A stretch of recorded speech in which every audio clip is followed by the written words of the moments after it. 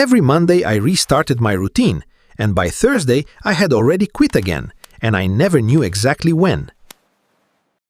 It was not one big collapse, it was small, quiet moments where the plan simply stopped existing in my head.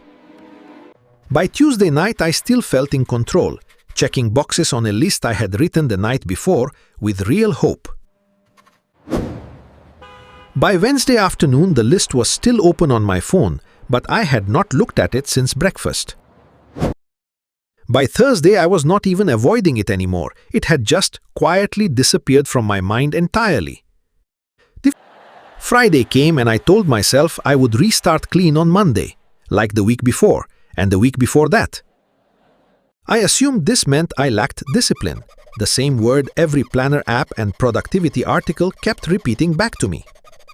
But the pattern was too exact to be a personal flaw, Monday to Thursday, week after week, almost like a schedule. A flaw in willpower does not usually collapse on the same weekday with that kind of precision, over and over.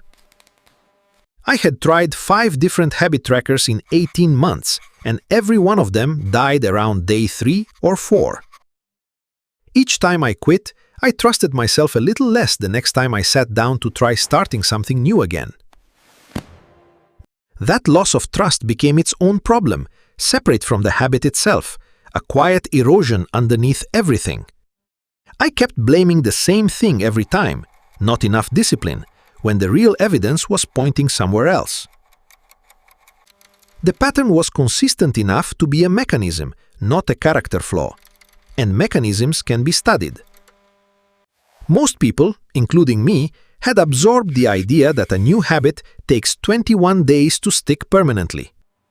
That number traces back to a 1960s self-help book about plastic surgery patients adjusting to a new face. It was never a controlled study on habit formation, it was an observation about emotional adjustment time. In 2010, a researcher at University College London ran an actual study on habit automaticity. Philippa Lally tracked 96 people forming a new daily habit and measured how long it took to feel automatic. The average was 66 days, not 21, and some habits in her study took over 254 days. 21 days was never close to the real number, yet apps and challenges kept building programs around it. If a habit takes an average of 66 days, quitting on day 4 is not failure, it is simply too early to judge. Most people plan a new routine, imagining their most motivated, well-rested version of themselves doing it. This is sometimes called the planning fallacy, underestimating how hard a task will feel on an ordinary tired day. I had planned every habit around the version of me from Sunday night, not the version of me on a rushed Wednesday. That mismatch explained the timing, but it still did not explain why Thursday specifically was the breaking point. The missing piece was not time, it was that none of my habits were attached to anything already happening. I had written, meditate for 10 minutes daily on a sticky note with no mention of when or where it would happen. Without a fixed moment to attach to, the habit depended entirely on remembering it, every single day, from scratch. Psychologist Peter Gollwitzer studied what he called implementation intentions, a simple if-then structure for action. His research found that people who wrote, "When X happens, I will do Y," followed through far more often than vague goals. The formula ties a new action to something that is already guaranteed to happen in an existing routine. A vague goal like read more relies on memory. An anchored goal like when I sit on the train, I read 1 page does not. I rewrote my meditation goal as when I finish making coffee, I sit for 2 minutes, tying it to an existing habit. Coffee already happened every single morning without fail, so the new habit now had a guaranteed starting point. This explained Thursday. By day 4, the initial motivation from Monday had worn off, and memory alone was not enough. Without an anchor, the habit was floating free in my day, easy to forget the moment anything else demanded attention. A busy Thursday, a late meeting, a tired evening, Any of these could erase a habit with no fixed trigger point. But an anchored trigger does not disappear when you are busy, because the anchor itself still happens regardless. Attaching the habit to coffee solved the memory problem, but a new issue appeared almost immediately after that.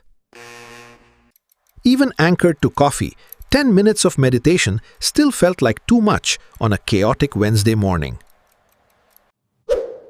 A popular author has written extensively about what he calls the 2-minute rule for building new habits. The idea is to shrink a habit down until it is almost impossible to feel too tired or busy to do it at all. Instead of 10 minutes of meditation, the 2-minute version was simply 2 minutes, no more, no less required. Instead of a full workout, the smallest version could be 2 push-ups, done right after closing the laptop for the day.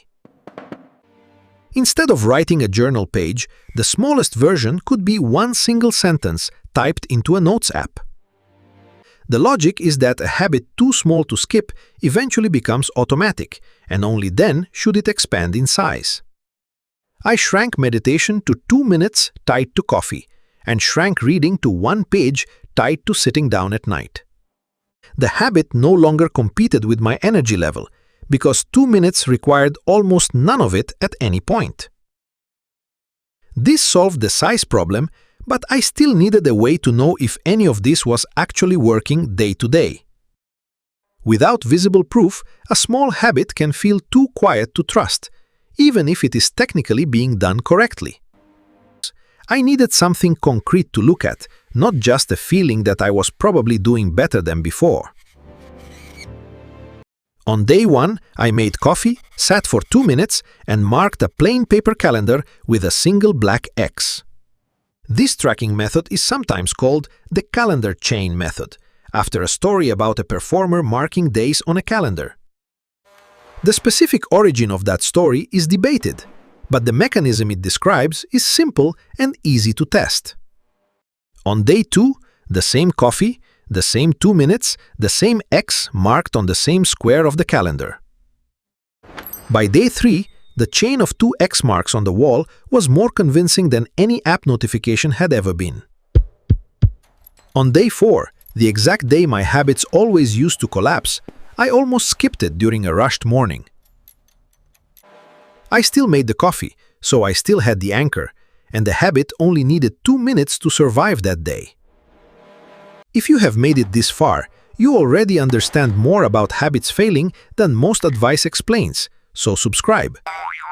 Day 4 became a small X on the calendar instead of a blank square, and the streak did not break at all that week. There is a related idea called never miss twice, meaning missing 1 day is normal, but missing 2 starts a new collapse. On day 5, tired and distracted, I still sat for 2 minutes, because the anchor did not care how I felt. Day 6 followed the same pattern: coffee, 2 minutes, 1 more X added to a row that was starting to look real. By day 7, there were 7 marks in a row on a plain paper calendar taped to the inside of a cabinet door. 7 consecutive days had never happened before, not with any tracker, any app, or any planner I had tried. The difference was never how much willpower I had on any given morning, it was never really about willpower at all. I kept starting from 0 because every previous habit was too large and attached to nothing already happening in my day. Without a fixed anchor, a habit depends entirely on memory, and memory fails first on a busy, ordinary Thursday. Once the habit was small enough to survive a bad day and anchored to something guaranteed like coffee, the collapse stopped. Choose an anchor that already happens, like brushing your teeth or opening your laptop. Then attach 1 tiny action. This is 1 small experiment from 1 ordinary week, not a guarantee, but the first week that did not start from 0.